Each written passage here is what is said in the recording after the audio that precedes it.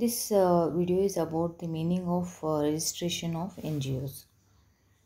So before we try to understand what is registration of NGOs, let us first understand the meaning of registration.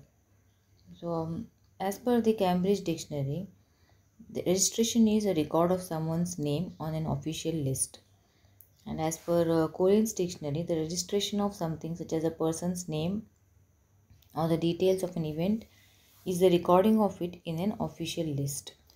So this is just like how you register a birth or a death or a marriage, or how you register your vehicle in an RTO office. So that this is just nothing but registration. So I hope the meaning of registration is clear.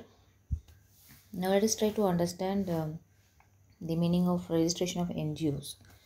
So what is registration of NGOs? The registration of an NGO is a national process. An organization may be registered and receive a legal entity as an NGO only within the jurisdiction of the country where it is located. If an NGO plans to carry out international activities in different countries, it is still bound by the national NGO laws of the country where its headquarters is located or where most of its fundraising is done. There is no centralized process of international registration of NGOs. So first and foremost, you have to understand that registration of NGO is a national process. So there is no one process of registration on an international level. So an NGO has to register within the laws of the different countries where they are operating, or the laws of the country where its headquarters is situated or where most of the fundraising is done, and it is bound by the laws of that particular country. So, why should we have this registration of NGOs? So, does this registration give you any benefits? So, let us have a look at some of the benefits of registration as an NGO. So, a registered NGO gains a legal status. An organization can be called as an NGO only after registration as per the country's laws. So, you may proclaim yourself to be an NGO, but unless and until it is registered under the laws of the nation, it is not legally an NGO. So, in order to gain that legal status, it needs to be registered. This legal status helps the NGO in interactions at official levels among donors and organizations. So, this legal status gives the NGO an identity which can be which is very helpful for interactions at all official levels among donors and also with other organizations. So next, registration helps to raise funds, either domestic or international, for project implementation. A registered NGO qualifies for financial assistance from government agencies, and local, national, and international donors. So it is definitely very important in raising funds. Next, it is easier to monitor the funds. A bank account may be opened in the name of the NGO. The funds are received in the name of the NGO and utilized for its activities. So, monitoring of the funds becomes easier because you can open an account in the name of the NGO. A registered NGO can sign contracts in the name of the NGO. Then, a registered NGO can receive contract funds and support from the relevant departments. A registered NGO can hire people to carry out the implementation and pay them a salary. Registration is necessary to seek tax exemption from the income tax authority, and a registered NGO can receive training opportunities and technical assistance. So next, a registered NGO can receive concessions when obtaining vehicles, equipment and commodities. Registration helps to represent the organizations in meetings, especially government or United Nations organized ones. A registered NGO can sell products and publications, but not for profit.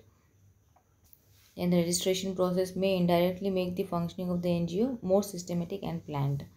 So, apart from the direct benefit, the indirect benefit is that the entire process of registration makes it more systematic, more planned, and more professional. So, next we will have a look at what are the documents required for NGO registration. So, several documents need to be submitted for NGO registration, which usually differ from country to country. It usually includes information of the NGO board, its mission statement, programs and projects, staff members, funding sources, etc. So even though there are different laws under which the NGO registration is done, and the documents to be submitted under different laws though vary slightly. Generally, there is a typical set of documents which needs to be submitted, and which includes the following. So the first is a memorandum of association, second is bylaws, third is name of the NGO, then fourth is applicable rules and regulations, fourth is plans for annual activities, fifth is plans